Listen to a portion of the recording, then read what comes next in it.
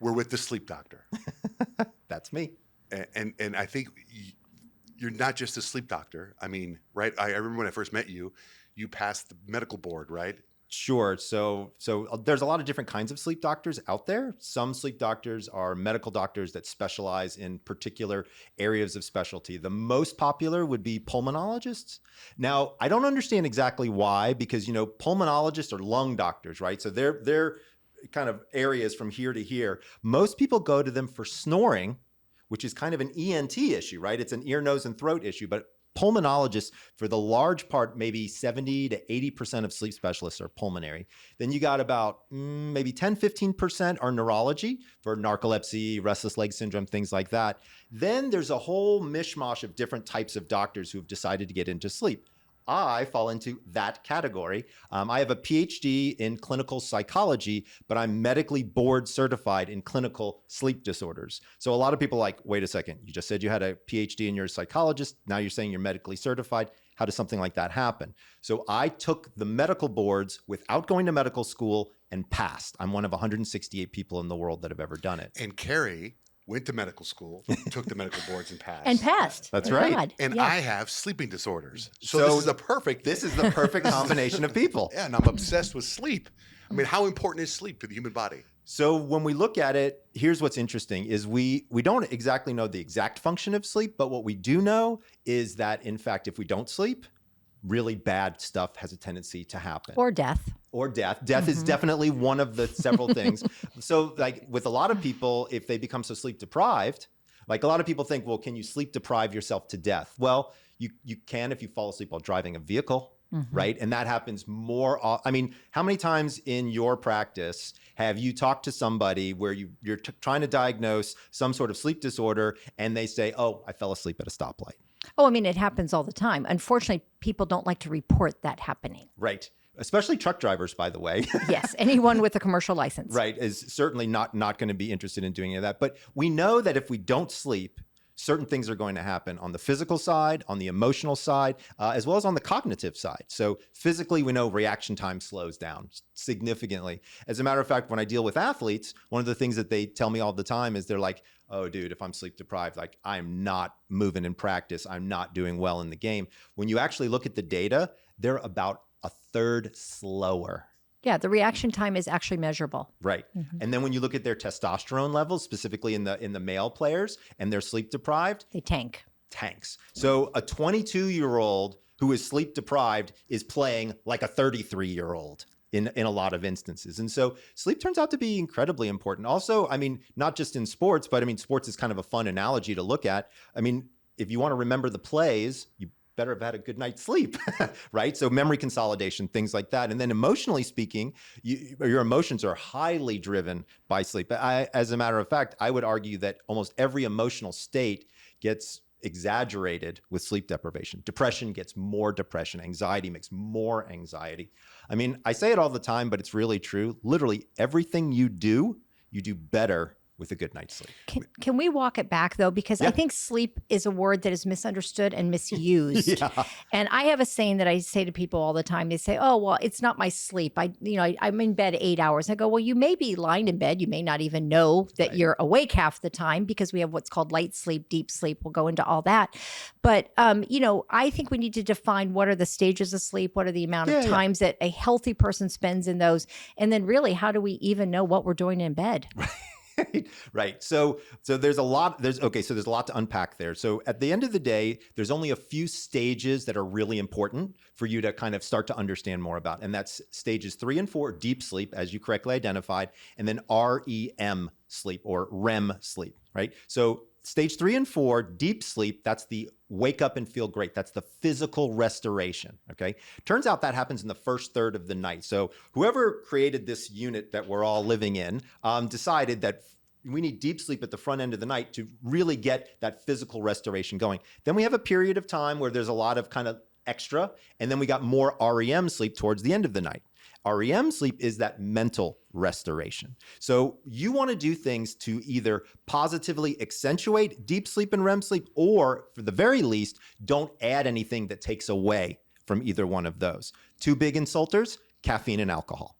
Okay. And so when we start to look at these things, those are the sleep stages that turn out to be the most important. If you were looking at them like on a tracker, I would say you would want those to be somewhere, depending upon your age, in the maybe 18 to 25% for either one of those, either deep sleep or REM sleep. Roughly in younger people, so we're talking 18 to 25, should be about 25% of your night. Can you give that in hours? So as an example, if you slept 8 hours, then it would be 2 hours of deep and 2 hours of REM. That's for a younger, really for a young person, right? 18 to 25. Now, I'm 55 years old. There's no universe where I get that much of either one of those. What's the most deep sleep you get at 55 years old as a sleep doctor? So it depends on several different factors. It can depend upon my hormone levels. It can depend upon my stress levels. How much caffeine did I have? Yeah, but what is your alcohol. record? Oh, my personal one? I rarely get more than probably, I'm trying to think, I could pull it up on my thing, maybe 65 to 70 minutes. Okay. We need to work across on the that. night. Yeah. Can that go up? Because that's roughly where my big nights is that. Yeah. So it's a But great your question. sleep cycle is really short. Right. But I mean, right now I'm on vacation, so I've been really trying to do everything I can to get as much deep sleep as possible. I hit a 94 the other day. That's awesome. On my Oura Ring. And the things I do to get that sleep, I want to run by you, but Please. something that you just said and something you said. So at her facility, you know, I work out there. Right. And Me too. And I did this thing have you done the lights yet? The light bed. Okay. Wait Oh, yeah, Yeah. the red bed? Oh, I love No, that not thing. the red bed. No, the blue lights. Oh, he hasn't done the blue lights. Okay. No. okay. So she has this new thing now. It's freaking nuts. You get in a plank position and they have lights. Right. Blue lights, red lights, and you have to hit the blue lights a certain time. Got it. Now, you know, I do a radio show and I don't sleep a lot. Right. I've learned a lot about sleep in the last couple of years. I'm increasing my sleep. But for 30 years, I'm getting 4.5 hours sleep. And I think I've made horrible decisions in the past and done terrible things because of the lack of sleep, right? I'm sure. Eating bad food. So anyway, I've been on vacation for about a week now, 10, 15 days. Right. And I got great sleep on my ring. Okay. I go do the blue lights with her at her place. Right. And I got my all-time personal record, which is the second highest record in the building. Yes, wow. we don't want to keep rubbing that in. And I think it's because I got a good night's sleep. And I mean, you know what I mean? That's So your reaction time right was so in- much faster. Yeah, because that skill, if you want to call it that, is all about reaction time. Right. That's what's crazy. Because I got good sleep. I had about an hour and 10 minutes of deep sleep. Right. About 70 minutes. Yeah, and I was like blown away that I got that much. Because when I look at the ring, it's all blue, and I get all blue. Looks great. Most of the time, I'm red. Right. So that's how important sleep is. I mean, it's a game changer. LeBron James talks about it. He has to get at least 8 hours of sleep a night. Yeah. 8 hours. And I mean, not the best example of athlete, but an interesting one, Lance Armstrong. He would say every single time before a race, he was getting 10, 11, 12 hours of sleep because he had such a major expenditure of energy during races that he felt like he absolutely had to have that kind of level of recovery. But how do you get that much sleep? Yeah, was he augmenting to get that much Well, sleep? he was augmenting a lot of things, so it's kind of hard to figure that one out. Yeah. But like at the end of the day, here's the good news is your body will only sleep as much as it needs, right? So there's never a time where your body is going to sleep too much, right? Now I will tell you that there are some times where people are like, well, Dr. Breus, is it okay that I sleep 9.5 hours a night, 10 hours a night? That's a little much, right? So on average, for an adult, we want to see somewhere between 7 and 9 hours. Me personally, I never get more than about 6:15. Just don't. Just is my body. I go to bed at exactly the same time every night. My body just wakes me up. It's natural. It's kind of how I work. But we're looking for generally between 7 and 9 hours. When somebody says they get more than 9 hours, then I'm looking at a quality issue. So so far we've only been talking about quantity, minutes, hours, things like that, right? But it's really about the quality of the minutes during the sleep that really make up, I would argue, that the bulk of what it is that we're kind of looking here for which is optimization. So, when we talk about sleep efficiency, which we Yes. haven't touched on, and that's something you specialize in, which I find incredibly unique. So he actually will take individuals, prominent CEOs, athletes who say, I only have 6 hours to sleep. And that's a real statement for some people. Oh, yes. How do you still get the quality of the sleep and condense the amount of time that you're spending in bed? And so that's what you're touching on right now. Correct. So I have a secret weapon. So in my third book called The Power of When, I started looking at these things called chronotypes. So a chronotype is a genetic predetermined sleep schedule. I can actually look at your 23andMe data or your Ancestry.com data, and I can go to a very specific part of the human genome, PER3 area in particular, and if it's switched one way, you're automatically a night owl. If it's switched another way, you're automatically an early bird. If it's where it's supposed to be, you're kind of in the middle, and then there's one that's just kind of random. If you fall into one of those four categories, which by the way, almost every single person on earth does, if I get you to sleep when your body wants to genetically, you sleep more efficiently. Like, but what if you're a night owl, but your career is an early bird? So that's a great question, right? So let's take you for an example. Let's just claim that you're a night owl, but you got to get up at the butt crack of dawn to start your radio show, right? Mm-hmm. So how do we deal with somebody like that? So number one is we have you still going to bed at a night owl's bedtime. You would wake up after a certain period of time, I would probably do 90-minute segments. So I'd probably do 3 90-minute segments for you. So I'd say you'd sleep for 4.5 hours. I'd have you wake up, shower, do your thing, go, do your radio show, get there in the morning. And then when you came back, I'd have you take a nap in the afternoon. Wow. Right? So I would parse out your sleep. That way I know you're getting the bulk of the physical restoration that night so you can perform. And then during the nap time during the day, I can get you to get a little extra sleep in there.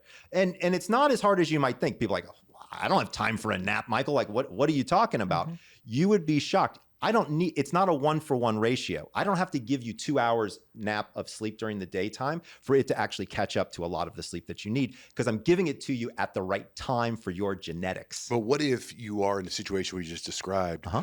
Could those pieces of the puzzle fall into place organically? Because you just described pretty much what happens. I get up early, I go to work, and then I'll come home and do a 10, 20-minute nap if I can, just automatically without even talking to you. And I'm kind of like, oh, that is my schedule. So what that tells me is you are particularly in tune with your body. I'm trying, right? I've been trying for the last couple of years because of her. Right. Well, I mean, that's what she did for both of us, right? I mean, right. I had a massive body change as well working with Dr. Perdinko. So like, I get it, but your body will start to adapt to what it's naturally supposed to do. Right. So it's almost like you're not adapting. You're kind of going backwards to like the origins of sleep, because your body wants to sleep and it knows when it wants to sleep. And you feel so good when you get a good night's sleep. Right. But like, it's a game changer. Dude, it's huge. But we have these things called caffeine that make us think that we don't need sleep. Right. You know, and then we have adrenaline and cortisol that kick in due to stress. And then we feel like we don't need sleep. And then all of a sudden we're kind of wandering into this universe of insomnia. Right. So that's my area of specialty. That's where I have a tendency to play. Insomnia a lot. is your thing? Is my biggest thing is insomnia. Well, because I have a PhD in clinical psychology, and I believe there's a large psychological side to insomnia. But having the medical background, I know the biology behind the insomnia as well. And so when you can take those two together, now you're in something different. Now you're kind of thinking through a few different ideas here. Now, I will tell you that a lot of people try to treat their own insomnia, right, with supplementation. Or medication. Which right? is number one would be alcohol. Yes, it would. So you mean they take alcohol to help them go to sleep? They Correct. believe that alcohol actually gets them to sleep, and it does. Alcohol does get you to sleep. It doesn't get you to quality sleep. Right. And then it also allows you to wake up midstream, which is a big problem. But alcohol is probably the number one tool that people turn to treat insomnia on their own. See, I know people that they say they have insomnia, and they drink. Right. And I say, well, you're drinking. That's I in so many words, same thing you said, but it's like so insomnia is a real thing. So there's no question insomnia is a real thing. I thought maybe it's So a lot of people at one time people used to think, oh, insomnia is just a mental health issue. There is true biology to insomnia. Let me explain. So when you're falling asleep at night, your core body temperature rises till about 10:30, hits a peak, and then it begins to drop. That drop has to happen in order for your brain to release melatonin. So as soon as it recognizes the temperature drop, your pineal gland kicks off some melatonin and you start to fall asleep. Now, your core body temperature keeps dropping, but if it keeps dropping all night long, you go to this thing called hypothermia. Not good, right? So your body wants to warm back up. Now, most people, when they turn to me and they say they have insomnia, it's rare that they say, I can't fall asleep. It's usually, I fall asleep fine, can't stay asleep. But I wake up somewhere between 1 and 3 o'clock in the morning, and I'm up for 3 hours. What the hell is that, Michael? I'll give you one guess what time most people's core body temperature starts to heat up. Between 1 and 3. Between 1 and 3 in the morning, Sure. Exactly. And so what happens is you automatically go into a lighter stage of sleep. I'm here to tell you, Every person on earth wakes up between 1 and 3 in the morning. You just don't know it. Exactly.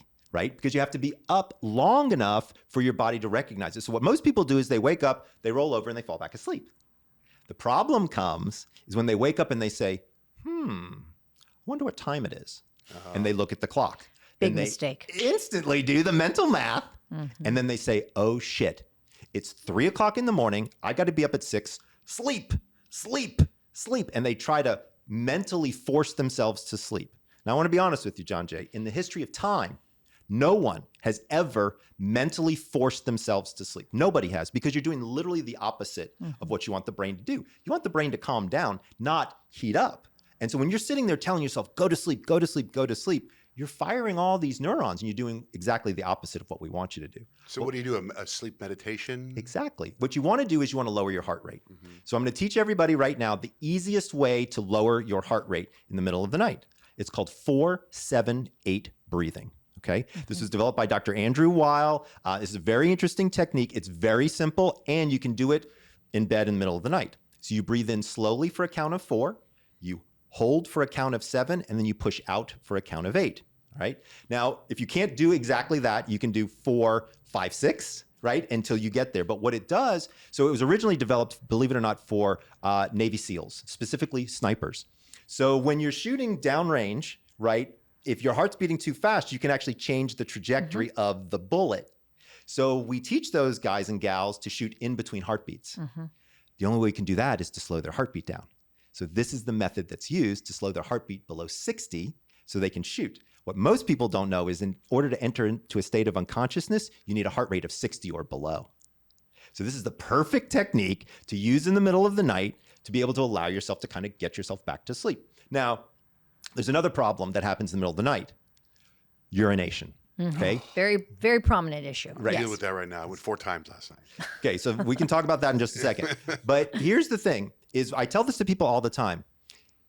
Do you really have to pee? That's the question I ask people, and here's why. Because here's what happened. Remember, got to have a heart rate of 60. Most people are like, well, I'm up. I might as well see if I have to go. And then they go from a lying position to a seated position to a standing position. Guess what? They just jacked their heart rate up. They probably went into the bathroom and flipped on the light, which told their brain it's morning, so no more melatonin, right? If you got to pee, please go pee, all right? I'm not telling you not to go pee. But if you really don't have to pee, stay in bed, all right? Try the breathing. Okay, Michael, I don't have to pee. I tried your damn breathing. I did it 8 times. My heart rate's lower, but you know what? I'm not falling asleep. What's going on? Here's the good news. There's now been research on something called non-sleep deep rest. So this is just lying, quiescent, so in the dark, quiet, nothing going on, just lying there. It turns out it's rejuvenative. Not the same as sleep, right? It's worth about an hour of that is worth about 20 minutes of sleep. So if you have a patient who's lying there for 3 hours, they're actually getting about an hour's worth of sleep.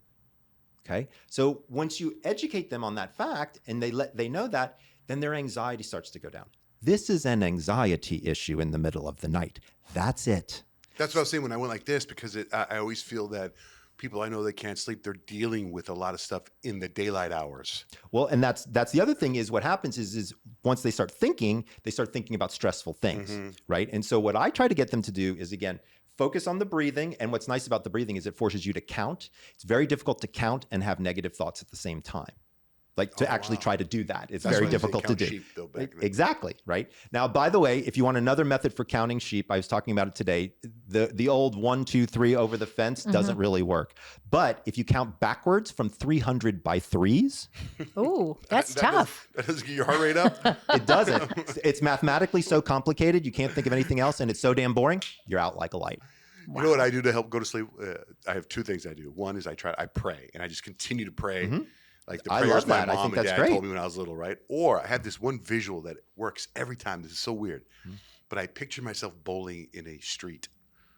Bowling in a so street? random. A bowling ball, and I'm like Did you used to do that as a kid? No, I think I've always wanted to though.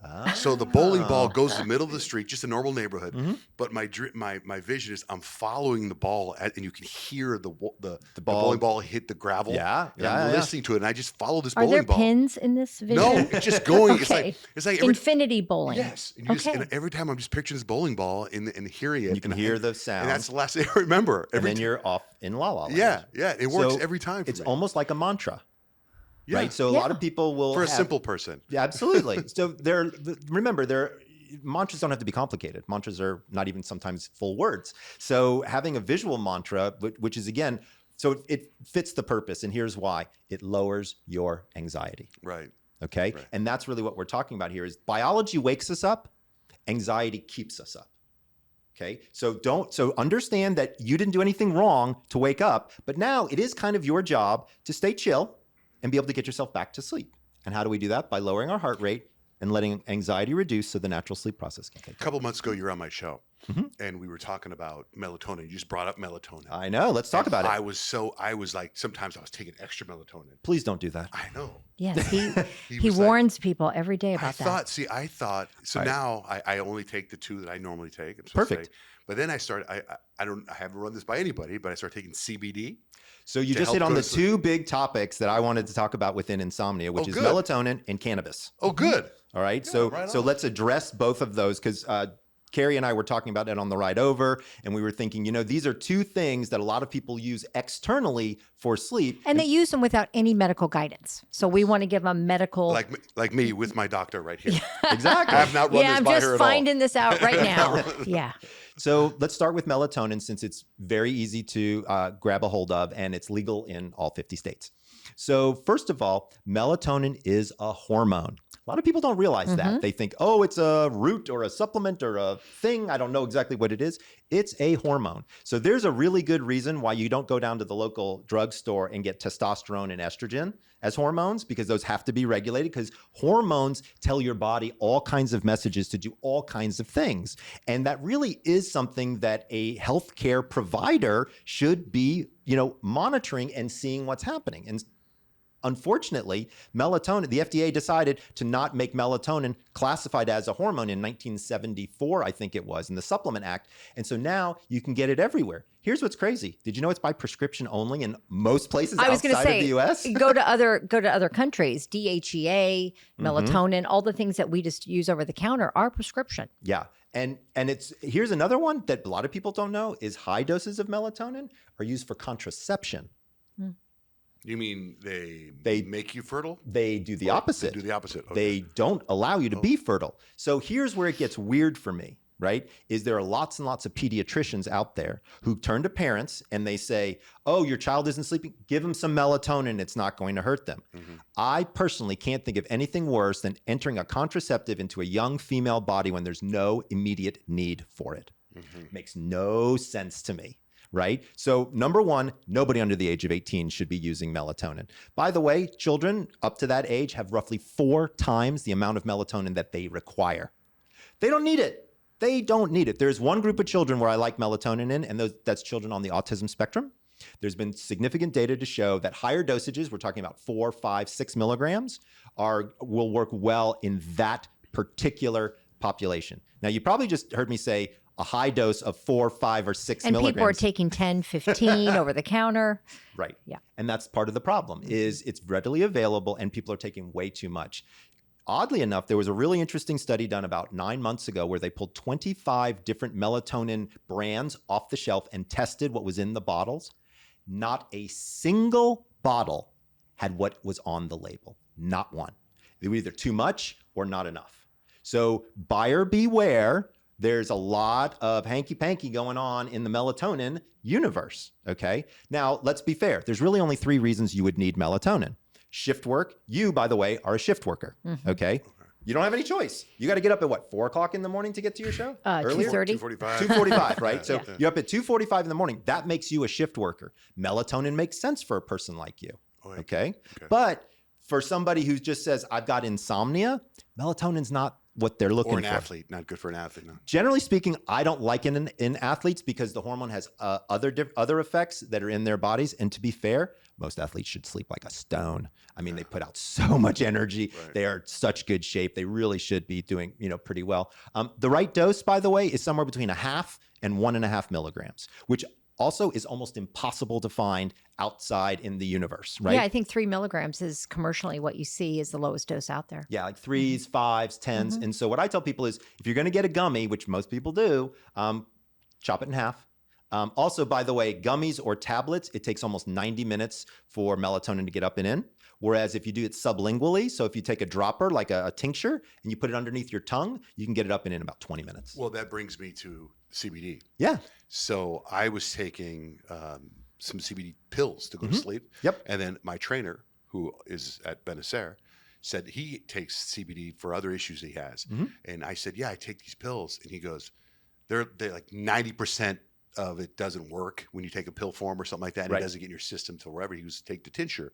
So now I do a tincture before bed. Perfect. But I've never run it by anybody. I don't know if it helps me sleep because I heard that it does. So I don't know. Let's talk about CBD and sleep. Well, I was going to say we could be tracking that because we wear trackers. So you would be tagging on your tracker when you're using it. When you started using it, look for the difference in the data. I've never tagged it. I don't tag. You tag all the time?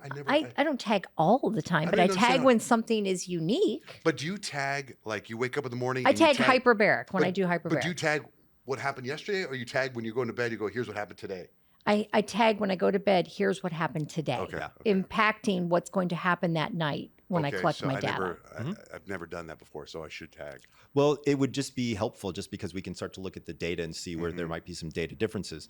As a general guideline, cannabis and sleep do mix, and they mix okay, but there's a lot of things you need to understand. So number one, the higher the level of THC, the worse the sleep. I don't think there's any THC in the. There can be in CBD. Yes. There can be very, very trace amounts, but also I want to give people an understanding of cannabis in total, and then I'm going to break it down into the different constituents.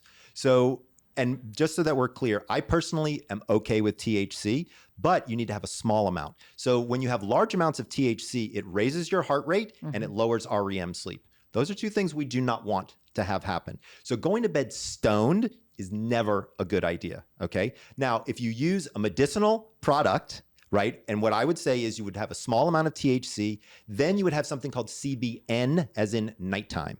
So there is actually only one study literally in the published literature that shows that CBD does anything for sleep.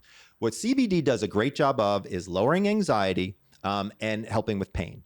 If you have a pain issue or an anxiety issue that's messing up your sleep, you're not sleeping. Right, then that's what it's going to attack. But I want to be very, very clear. CBD in and of itself really does not have a tremendous effect on sleep. It has effect on... So you treat the anxiety and then maybe you can sleep better. Right. But what I would do is if I was going to be using a cannabis product for sleep, and I recommend cannabis products for several of my patients, what I would do is I would use a ratio. So I would say for every 1 molecule of THC, I would want to have 3 of CBN and 3 of CBD. Right. And so and you can buy products that have already got this set up in there. Right. And so what you do is you look for a sleep related product that's got CBD, CBN, and a small amount of THC. And I think that's really where you're going to probably hit your best mark. Believe it or not, I actually take patients to dispensaries sometimes just to teach them, Mike, and kind of see what's going on. Here's a really interesting, we were talking about prescription aids and cannabis. Here's a really interesting study out of the state of Colorado. So they found a county in Colorado where there were no dispensaries. And they monitored the OTC sleep aids. So the Benadryls, the Tylenol PMs, the Advil PMs, and looked at consumption, right? And then a dispensary opened up in that county. Guess what happened to the number of OTC sales? They dropped. They dropped dramatically, like by 25%. A second dispensary opened up in the same county and they dropped again. People are looking for a solution.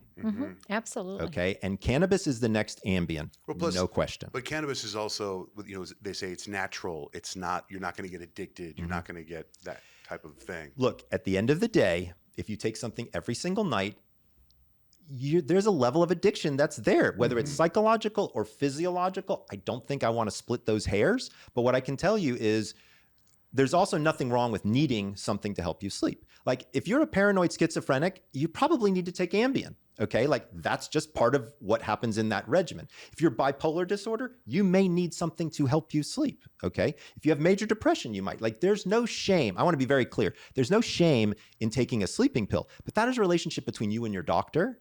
And that's one that you have to be very tight on and understand how it works. Sleeping medication is not candy. A lot of people are like, oh, I got sleeping pills. You want one? It's unbelievable. People pass out these things all the time. They can definitely be dangerous. Like you never mix them with alcohol, which a lot of people Everybody do. mixes them with alcohol. Right. And then you end up with real problems on your hands, like people getting into cars, cooking food, doing all kinds of crazy stuff in their sleep. So like, you have to think through the idea. If you're not sleeping well, okay, what are the things that are going on in my life that I might be able to improve? Caffeine, alcohol, stress would be the biggies. Understand what my chronotype is, so I go to bed at roughly the right time. Honestly, after that, if you could just do a little bit of exercise during the day, maybe get some sunshine, I think I'm good. You know, like that's really kind of what you need. But most people don't do all that, right? They're stressed. They don't have an opportunity to, you know, work on a lot of these stressful things. They drink too much caffeine or alcohol. Or when should you stop caffeine? Excuse me. I tell people to start stopping caffeine at around 2 p.m. Oh, wow. That late? Well, here's the thing. Caffeine has a half-life of between 6 and 8 hours. So it's a good place to start. Now, what do I want? I would prefer it if people only had 1 cup of caffeinated beverage roughly an hour and a half after they woke up, and then they never had another one. You know, I was experimenting with that. I never drank coffee. And then Carrie, I started him on it. She started me, Dr. Carrie started me on coffee, right? For the whole fasting thing. Yeah. And it got to the point where I don't like coffee, and it kind of calms me down a little bit, you know?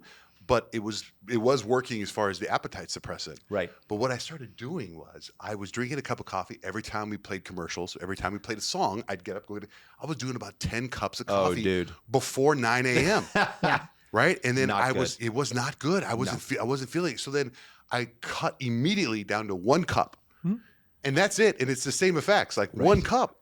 Absolutely. And I feel like I did some sort of, you know, case study, clinical trial. 1 cup of coffee is all you need. It's all it takes. That's all it takes. So I'm an anomaly. So we She joke is. about this all the time because drives me I'll crazy. drink 4 to 6 shots of espresso on my nightstand as I'm going to I bed. remember you telling me that. And he always says, "There's no way you're sleeping." So we got did an we Aura. do? We got an Aura ring, and I sent him my sleep data, and he's like, "Damn, you go like into deep sleep within 3 minutes, Yeah. and you crash hard." And we were talking about normals, right, for deep sleep. I get right around 2 to 2.5 hours of deep sleep, an hour and a half to 2 hours of deep sleep. per night, unbelievable. and REM. So I get over 4 hours Yeah. between every night, pretty much every night. Well, you know, everything's not consistent, but 80% of the time, 90. And he's like, "How is that possible with that espresso going to bed at night?" I'm like, you know, I've done it since I think I was like 5 years old, honestly. Yeah. Have you So- done the test on anybody else besides her doing what espresso I before think bed? is going on, and so it's very difficult when your doctor, and you're a sleep doctor, drinks espresso before she goes to bed. I don't counsel anyone else to do this. I just want to be really clear. And so you're talking with your doctor, which I do on a regular basis because she's also my friend, not just my doctor. And I'm like, "Carrie, there's no universe. Like, come on, cut the bullshit." And so we looked at her ring and she was right. And so what I think it is I think that she does not produce the enzyme that metabolizes caffeine. And so I think it just runs right through her. Wow. I would agree. And so there are people out there that do this. Now, some people will say to me, "Oh, caffeine." No, caffeine really does not affect her, at least not in the sleeping realm. Or really affects me in the either. heart rate or blood pressure or I anything just think like it that. makes which is quite remarkable. Does it suppress your appetite though?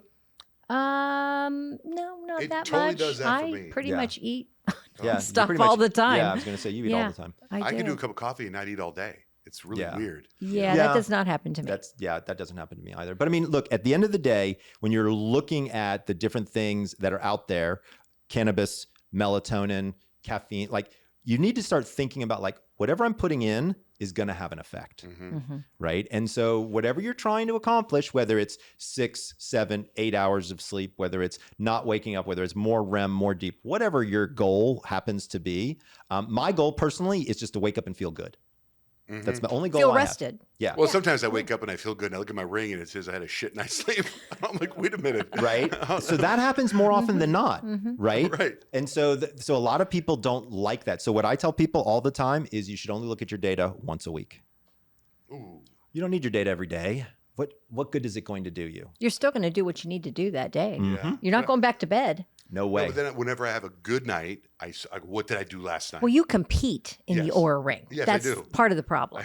Yeah. I do. Right. What I'm saying is don't. I'm saying collect your data during the week, and then at the end, look for some trends. Look at the end. What night of the week do I sleep the best? You might find that every single week, Thursday nights is your best Yeah. night for whatever reason, because you've got something else that Yeah, goes on. because Sunday Friday nights I morning. have anxiety because I got a show to prep the next Right. day that it's been a couple days and I get pretty Right. nervous. So I also find this. Sometimes if I sleep, let's say 4 hours, 5 hours a night, there are nights where I get the most deep sleep yes, during that short amount of time. absolutely. And that's okay. Here's the thing to remember is this unit that we live in, is much smarter than we are. And it will get what it needs when it needs it, right? And so there's some nights, and just to be clear, I'm the sleep doctor, right? There's some nights I don't sleep so good, okay? There's nights I've had insomnia, right? Some nights my body is more interested in doing something else. And sometimes you just have to be like, okay. It's not like your head's going to pop off, right? Because you didn't get enough sleep that night, because that's probably happened to you tens, if not hundreds of times. So just kind of understanding, it's really about acceptance in an interesting sort of way. Because I talk with people about insomnia a lot. And one of the big things is people are like, it's the competition. My bed partner can fall asleep. Why can't I? My coworker says they get 9 hours. I can't even get 3. You know, look, I'm 5'9". I'm never going to dunk a basketball. It's just not going to happen.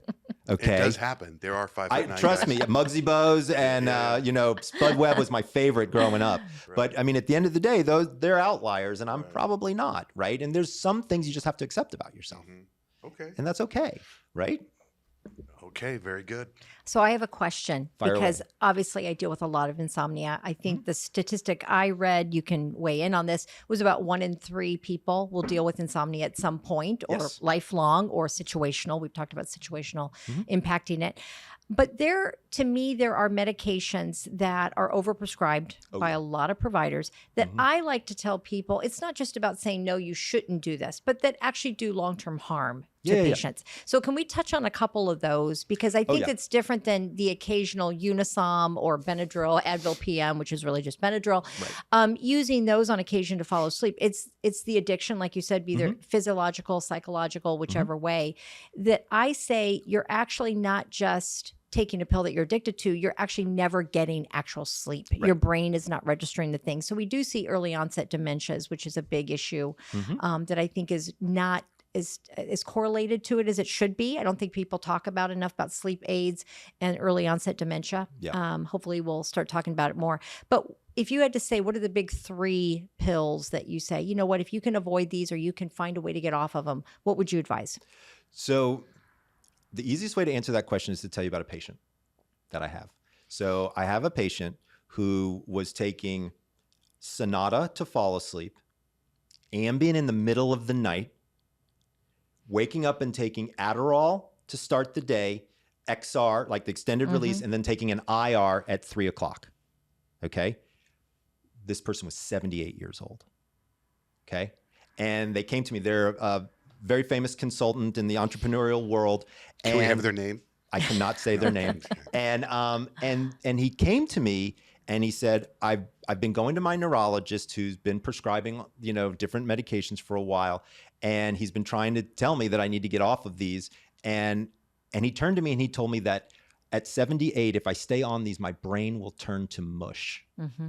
And I said, that is probably one of the more accurate statements that I have heard. So to long way around to say, long-term use of these medications, again, with your doctor and understanding what's going on, may be appropriate in a small percentage of cases. But there are very few people in the universe that have what I call a broken sleeper, right? That have to be on drug forever, right? I mean, and so just as a caveat to this story, so number one, many people might not know this, but Ambien has a much longer half-life than Sonata. So he had the reverse. So the first thing I said was, you're a mess. Can you do me a favor? Put the Ambien in the front of the night and the Sonata in the middle of the night, because I was going to get rid of the middle of the night Sonata eventually. So I got him off of the middle of the night Sonata. Then I halved him on the Ambien. Then I started working on the Adderall.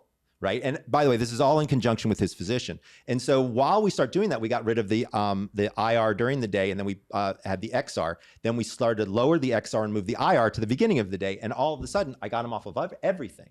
Just click, boom. And he was motivated. And the reason he was so motivated was because he was like, I can think.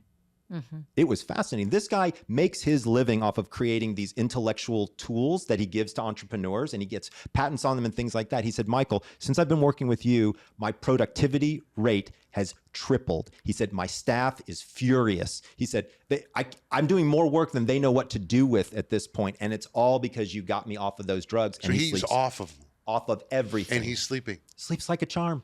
Wow. No problem. So the point of the story is, yes, we do know that many of these medications out there can have long-term effects. And it's not even the ones that we think. So anything with a PM is not a great idea. Right. Okay. And I think that's where you were going with your question. Because when we look at Benadryl, which is the PM, there's direct evidence now to show that daily use of Benadryl will in fact lead to Alzheimer's. Correct. Like it's a very direct link. We know exactly what's going on now. This is not necessary. Now, if your allergist has you on Benadryl for extended periods of time, that's a different story. You want to talk with them about that. But there's alternatives to using that as well. And there are alternatives to using that. But at the end of the day, if you are taking allergy medication every night to fall asleep, it's going to turn your brain into mush. And that's really not the direction that we need to go in. When I use medications within the practice, and you know this because we've worked together on many patients, the physician will prescribe a medication to break the cycle of insomnia, not to leave people on drug for years and years and years. And to be fair, sometimes it takes a while. Right? Sometimes people need to be on drug for 3, 4, 6 months before we get a steady sleep cycle. Then we teach them how to sleep and we slowly taper off the medication. And lo and behold, they sleep. They sleep, right? It really has a lot to do with stress and your stress management, and then just really understanding yourself, your body, and your sleep cycle. What about like with this insomnia talk, sex? Does sex help you sleep? So sex helps men sleep, not women.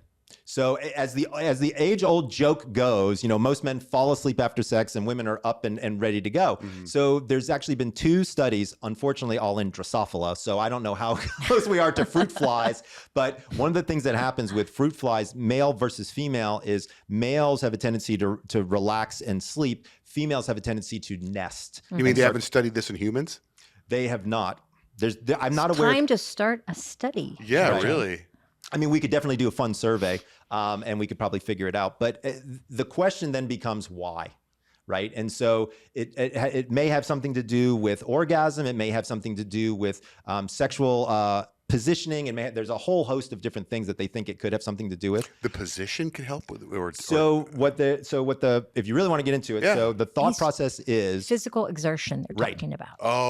So the goal, the thought process is men interesting. are exerting more physically than women, especially if you're in the classic missionary position with man on top, woman on bottom. Okay, because like I'm so competitive with my Oura Ring that I'm looking at, okay, I got, let's say 20 or 18 minutes of deep sleep, no orgasm the night before. Oh, hour and 10 minutes, guess what? We had sex, right? And so now I'm telling my wife, this is really going to help me get some deep sleep. And it doesn't do anything. She still shuts it down. So here's where I would go with that if I were you, is I wouldn't say that it would help you every night, but I would say that it would definitely probably be somewhat helpful, probably 2 to 3 nights a week. Yeah. Okay. So then I thought, like for fun, but also seriousness, I'm monitoring. I'm like, okay, we didn't do it 2 nights ago. We did it tonight, and then nothing this day, something this day, and I'm literally thinking that is one of the important things in getting deeper sleep is an orgasm. And then it's like, well, I was in Hawaii last week by myself. Right. Got things under control. Sleep wasn't that great. So is it not the orgasm? You know what I mean? Right. So the question is it the connection or is it the orgasm? The connection is another thing. Like And the I physical- think it's the connection. Well, I that think has more to it, it's a natural anti-anxiety drug. for sure. sex or Yeah, connection. sex. Yeah. But I mean, just Well, also the connection with the sex is just the like natural. skin to skin Yeah, well, hugging. It's like it there's produces gotta be oxytocin. something there. And that's exactly where I was going to go. I think it is the oxytocin. Right. Yeah. And I would argue, because if you look at it, if somebody just gives themselves an orgasm versus being with someone to have an orgasm, it's very different. Right. And so that's kind of what you're talking about here. And from a sleep perspective, it's not just the physical act of orgasm, I think, that's allowing people to fall asleep. I think it has more to do with the connection. So then that's so stated though, in the morning, every once in a while, as early as I get up, something happens. Right. Hasn't happened in a long time. But when it Right. does happen before I go You to get up work, at 2:45, dude. I know. But sometimes something happens. And when it does, I have the best day. Yes, you do. Do you know what I mean? That's Because- the oxytocin again, though. For It is? sure. It's Yeah. not only the oxytocin, it's giving you oxytocin to start your day. Mm-hmm. It's literally like smoking a great big oxytocin joint in the beginning of the morning, and you just got that high all day long It's because euphoria. it lowers that stress. Okay, but then I thought it's going to make me tired. That's why I remember they used to say there was that no sex before a fight, boxers. Right. Because it would make them tired. Right, And which so is not true. Oh, it's not. Because then I'm like, oh, wait, I don't know if I want to do this. I got to go do a 4-hour, 5-hour show. I need to Right. be on. I don't want to be tired. You'd be fine. Okay, good. I need to, I know my wife's coming here today for some stuff, and I wish she was here now, but then it's like, oh, wait, this is going to be a podcast. Hey, I need you to zoom into this point here, the podcast. Listen to this. Don't you worry. Yeah. Let's talk about sleep apnea. Sure. Since you're the sleep doctor. I have sleep apnea. Right. I feel like I'm an expert in sleep apnea. I haven't been tested. Now, I'll just say I was getting a haircut for this broadcast today, and my beard cleaned up. And my barber says to me, he goes, I snore. My wife is furious with me. I think it's starting to cause problems. And he's like, happy wife, happy life. And he goes, I might have sleep apnea. And I said to him, and I might be wrong. I said, if you go to the sleep doctor's website, there's a sleep apnea test or something, right? Absolutely. That you can order. Yeah, So, right. So you can do it at home. order a home sleep test and figure it out yourself. You have to talk with a physician, so it's not like you're completely on your own or anything like that. But yeah, here's the bottom line when we start to think about sleep apnea, and you had been correctly diagnosed with it. If you have undiagnosed sleep apnea, it leads to a whole host of so many different Chronic complications. medical diseases, yes. Right? So hypertension, all kinds of cardiac problems, stroke, death. I mean, the list goes on and on. Literally every organ system gets affected by getting bad sleep. And so when you do that to the system, it kind of screams out at you. And so looking for treatment modalities turns out to be a really big, important thing. Now, a lot of people know about this thing called CPAP, right? Continuous positive airway pressure. So basically it's kind of like a hair dryer that blows up your nose and pushes air down into your lungs, right? Kind of basics behind the physics of it. About 40 to 50% of people do really good on CPAPs. I want to be clear though, 99% of people, it fixes them, but only 40 to 50% of people will actually tolerate and wear it. So they now make oral appliances, which is a mouth guard, kind of like you see the athletes wear, but it's an upper and a lower, and the lower comes out a little bit past the front, and it opens up your posterior airway and allows for you to breathe a little bit better.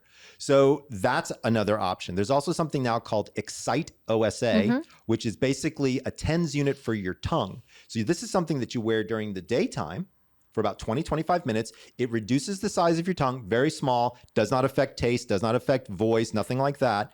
Gives more space in the oral cavity, thereby allowing you to breathe better. Some people, we get them off of CPAP for that. So they literally have a fat tongue? Exactly. It's like you've been diagnosed with a fat tongue. Absolutely. Because you lay back, your tongue covers your airway? You nailed it. That's exactly right. And it works by the TENS unit shrinks your tongue? It's truly remarkable. I would argue it's probably the biggest innovation that we've seen in sleep apnea treatment in a very, very long time. Wow. Well, I mean, as a guy I've had sleep apnea for maybe 15 years, and I love my CPAP. I love it. Yeah. Like You're, again, 1 and 2, hate it. Well, the problem I have now are lines from in my radio show. I'm doing TV hits or they're filming stuff, and I'd be on TV and I see the line. Right. So I started modifying things where, thank God for COVID when everyone's wearing masks. Yep. I found this mask for sale at a booth in San Diego, and it's like a ninja mask. So where the eyes, I put the mask on, and where the eyes are, I pull it down to my mouth. And then I put the mask over, and then it kind of gets rid of the. You got to take a picture. He has pictures. Trust me. At one point, I put the mask on, then I put a pair of underwear over my head, Lululemon underwear. Even better. Nice. And then it would help keep the marks away. So don't wrench the mask so tight. Yeah, but then air comes out, and then I have this beard. Okay. So number one, we'll talk about the beard in a second. But let's say you didn't have any facial hair. What you do is you take a little bit of KY jelly, and you put it around the side of the mask. Not Vaseline. Petroleum-based will actually eat through the plastic. Where am I going to get KY jelly? Oh, come on. Gee, I wonder. Every drugstore in the universe. And what happens is if you use a water-based lubricant, it'll form a seal like a gasket would on your face. So you don't have to wrench it tight. And so it actually blocks. Because right under your nose is where we have the most air leaks. Because it's this crease. Or up here, and then it gives me dry eye. And it gets it in your eye. But again, if you have a little bit of KY and you put it on the mask itself, and then when you place it on your face, it forms this gasket, and it works beautifully, and you don't have to wrench the mask. So let me tell you my newest thing. All right. And I know you know about this, but sometimes you forget. A friend of mine had COVID and was put in the hospital, and she was like dying. Oh. She gets out of the hospital, and they give her this oxygen tank. Right. So she's fine now. And she says, I have this oxygen tank. Do you want it? I'm like, sure. So I have it hooked up to my CPAP. Yeah. Right. At a level 2. And it made too much noise. So I could only use it when I was going to nap in the daytime because my wife couldn't sleep. Right. Okay. But now I got 50 feet of tubing and I put it down the closet. Right. You hide it. I turn on the closet. I turn it on. I close the closet door. Then I close the bathroom door. The tubing comes all the way up. Right. And I just a little bit of oxygen. And I feel that with my Aura Ring sleep, that let's say I was going to have a 70 Right. sleep. With the oxygen, I think it takes me to an 80. Does that make sense? So Could it? So number one, I would be, well, it probably doesn't change your oxygen concentration all that much. Right. It's such a low flow. Right. But I actually don't have that feature in my ring. I don't know my oxygen concentration. But I would say that having oxygen in the system is always going to be good for deeper sleep. So if I had to guess, and I don't think anybody's done a study where like we've administered oxygen at night to see if it increases deep sleep or increases REM sleep. If I had to guess, I would say it probably increases deep sleep, physical restoration. Because I would think oxygen is good no matter what, anytime, Right. right? Pretty Well, much. you can have too much oxygen. And You I can think that's where definitely have he's too much hedging on. So oxygen. normally we prescribe oxygen as a bleed through into a CPAP if your oxygen levels drop below 88 is kind of the Right. traditional benchmark. But that doesn't mean people don't benefit if they have higher oxygen levels from still having supplemental oxygen. Right. So you could still be getting a gain. We just don't really know what that gain is because we don't treat that normally. Because I was going to ask you too. You told me to put it at a 2. Yeah, I you feel like would. you should go higher. I wanna Well, go see, higher. that's what we're getting into. So then you But can now what are y'all start. profile like Michael Jackson? Yeah, You know what that's I a mean? whole Right. different story. Right. Well, yeah, you can actually get oxygen toxicity. You You can. can actually you can decrease the respiratory drive by having too much oxygen. So you're going to tell your brain, I don't want to breathe. And then you'll stop. Now Oh. you're on CPAP, which is forcing breaths. Right. So there's a paradox there to It begin gets with. complicated. But you don't always want to over oxygenate. At what level is that? When I think most of us healthy people walk around 96, 97%. I mean, if you're tipping 99, 100 all night long, over time, that could cause some negative effects. Yeah. I mean, there's a reason why we don't sleep in a hyperbaric chamber, Right. right? All Right. night long. Right. But We would. right. Could 'cause you? it Could you though?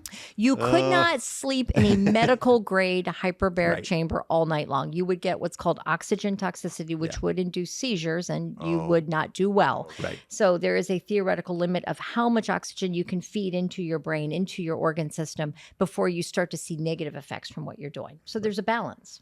The tongue thing you were talking about. Yeah. How does somebody do that? It's How do by prescription. You just go to exciteosa.com and you punch in your zip code, and they'll find a doctor near you who can. But how do you get diagnosed for having a fat tongue? Like you literally go to your doctor and You just have to have the diagnosis of sleep apnea.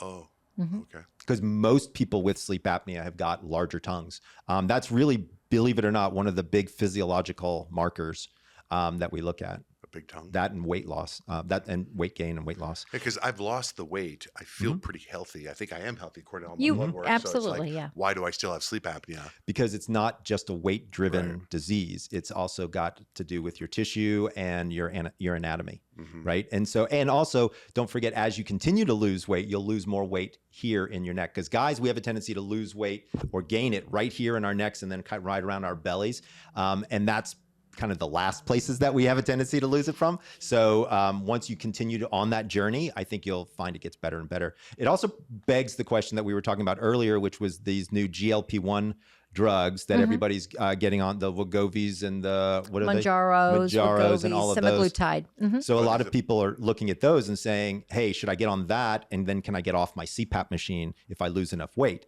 And so the potential is possibly, but we need to do a study on you after you've lost the weight to see.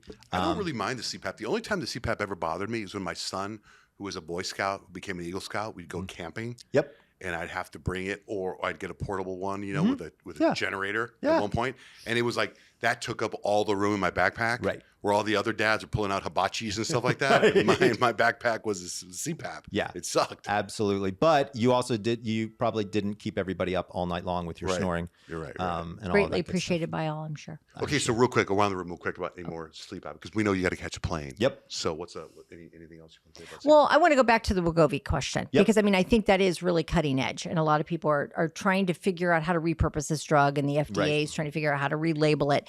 But to be very, very fair, this drug's been out 15, if not more years, Correct. under different names. So we've been using it in medicine very long time, and we weren't really paying attention to the side effects. But someone got really smart and said, "Hey, gosh, people who take this drug for diabetes don't really want to eat that much anymore." Right. And so then we figured out it was a weight loss drug. And I love the idea that they're now kind of correlating that with other diseases beyond just weight loss, using it. Obviously, cardiovascular disease is hitting a lot of indications Right. now. And people are saying this could reduce cardiovascular risk, which is stroke, heart attacks. And it's all tied to the same thing, though: lose weight, be healthier. Correct. Eat better. Correct. Because it's not just weight loss. I always tell people the drug doesn't actually make you lose weight. Right. It makes you make better choices about life, which you can do without a drug. So you don't have to have the drug. But the drug definitely tells the brain to act better, make better choices. I don't want fried foods. I don't want sugars. And by doing that, you know what happens? People lose weight. And they they start sleep to better. feel better and they sleep better. Yeah, because we didn't even get into that before about what to eat before you go to sleep. Right. You know that guy who's kind of a freak, Brian Johnson? Yes. Yes. Do you know that dude's last meal is 10 hours before he goes to sleep? So 10 hours. I got to be honest with you. I'm not a fan. Right. I don't. Agreed. I don't see what he's doing as helpful Or healthy. Or healthy. I think, unfortunately, he's showing every extreme that he possibly can. As a very wealthy man, he's going out there and he's trying all these extremes. And unfortunately, I don't think he's setting the right precedent for people out there. And I'm not don't really understand what his goal is. Like he wants to actually get younger, is what he states in his videos. Like that doesn't seem. I'm pretty sure it doesn't work that way. And I don't understand what his motives are and kind of where he's at. So I'm concerned about a lot of his methodology. Also, he's not a physician, so he has no idea what the long-term consequences are of the stuff that he's doing. He looks weird too. He doesn't look healthy to me. He doesn't look healthy to me either. I mean, nothing against him aesthetically. Like, I mean, he's a muscular man and he's an attractive person, but he does look quite pale. Maybe he just doesn't get a lot of sun. I don't know. But I mean, he could probably use some vitamin D. But let me jump back to foods. So is there a time limit that you should stop eating before you go to bed to get a good night's sleep? What I like to tell people is what I kind of do is what I say, it's a 3-2-1 rule. So stop alcohol 3 hours, stop food 2 hours, stop fluids 1 hour before you lights out, as a general guideline. That 1 works. hour will stop you from peeing 4 times in a night. Well, there's a lot of caveats. Obviously, talking to your physician, if you're a person who does get up 4 times at night to urinate, which I did not know about. Just last night. That's the first time this happened. And that gets into the whole issue of insomnia. So we end up flipping back into that. But I mean, then you're going to stop fluids 6 hours before you go to bed. Correct. And that's a state of dehydration, which we don't want people to be in. But you have to pick and choose your battles. Right. Because getting up and truly having to urinate multiple times a night is not helping you get a good night's sleep. It's not getting that deep sleep. It's not getting the REM that we've been talking about. Right. But are there foods you shouldn't eat before? Anything with high sugar, anything with caffeine in it, that kind of stuff. Although I have to admit, my wife told me I can never tell people they cannot have chocolate because she eats chocolate every single day and it does have caffeine in Yes, it. You it can have a does. small square of chocolate every day. The sleep doctor says it's okay. Carbohydrates tend to make you feel sleepier. Yes, But, you know, the truth is for health, you should actually be eating protein before bed 100%. because we don't get enough protein and our bodies become anabolic. So But they you say eat up protein our muscle. Before bed, like I'm eating protein good night, or eat protein is the last thing you eat. 2 Well, hours if before you go to bed? if you listen to Dr. Breus, he's saying 2 hours before bed. And I mean, 2 hours is not that long of a time before you go to sleep. So a lot of people do have problems if they eat a large meal, immediately go to bed. Then we get into issues with reflux and laryngeal regurgitation and not feeling well, and they have to sleep sitting up. And so you have a whole new saga of health problems. So we say don't eat a big meal and then go lay flat. The body's not really designed to accommodate processing a large meal and then not being in the upright either position. lying down. Speaking of the those are body bad. in bed, is there a better sleep position? So I would argue that the back is probably the best sleep position unless you snore, have sleep apnea, and then your side would be. Backs are great because it's the best way to displace weight across the skeletal frame without, jacking your neck one way or another, or, being in some weird position. So a quick recap. You said sex every night before bed is great for you to get. I did say that, as a matter of fact. Oh, my wife is here. Oh. Sorry, Blake. All right. Thanks, Doc. I know you got to go. Thanks for jumping on All the right. podcast. Great wrap. Experimental. It's a Thank lot you. of fun. Thank you. Thank you.